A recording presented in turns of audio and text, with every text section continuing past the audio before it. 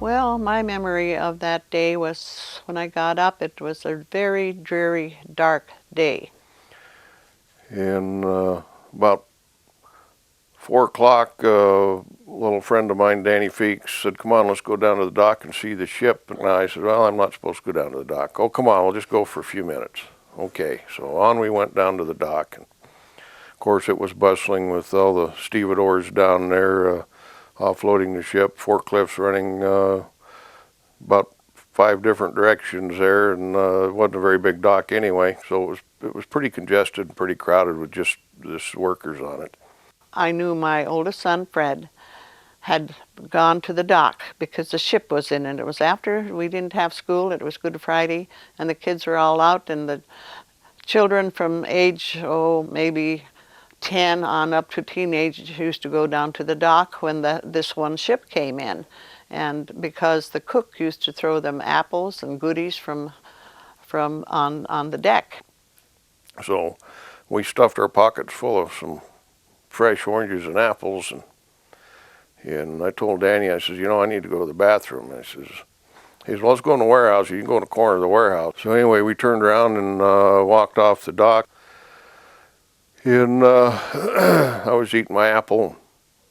We just stepped off the wood portion of the dock onto the dirt road, and I threw my apple core over the side.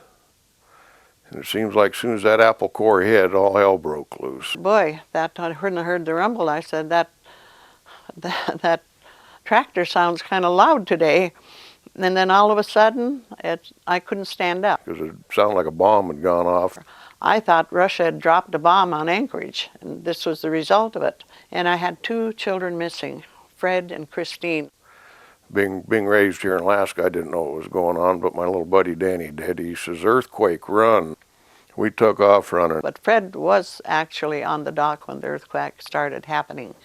The motion, the roll of that earthquake was so great, I lost my balance and I was crawling on the floor. It was hard to try and just stay on your feet the way the earth was quaking. Turned around the first time there, and the ship was going up in the air on the first wave, and you could see everything that was all wooden structures just getting washed up and the ship getting pushed up on it. I couldn't get my husband's attention because he and the oldest girl, Carol, they were mesmerized by the trees. We have these tall birch trees. They were bending clear over. Their tips would hit the ground, then they'd come back and center ice and go back the other way. I got up even with a building they called the Village Morgue, which was a local town pub, and the walls on it started falling out. The tops of the power poles are snapping off, and wires going everywhere, and people are running out of buildings, and it didn't seem like it was ever going to end. And I was trying to run away so I could find my children, but my husband pushed me in the car against my will, and then we left town, and I was so sad.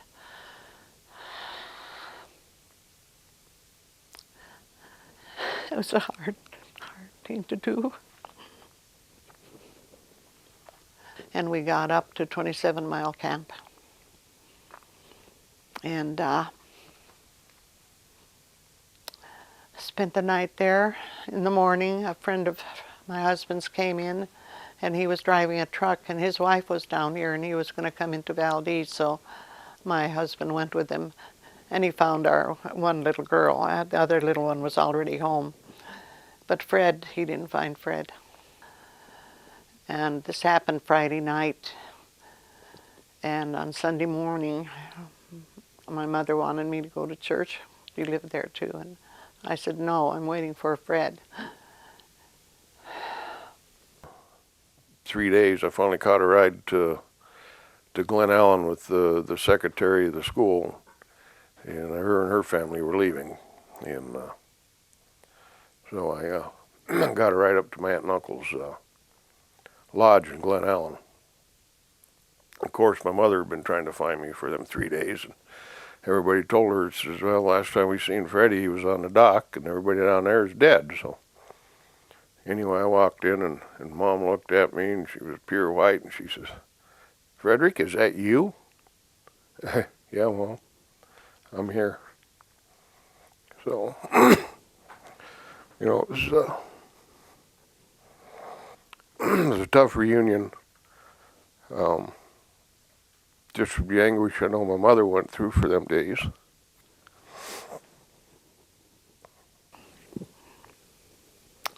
And I was so thankful.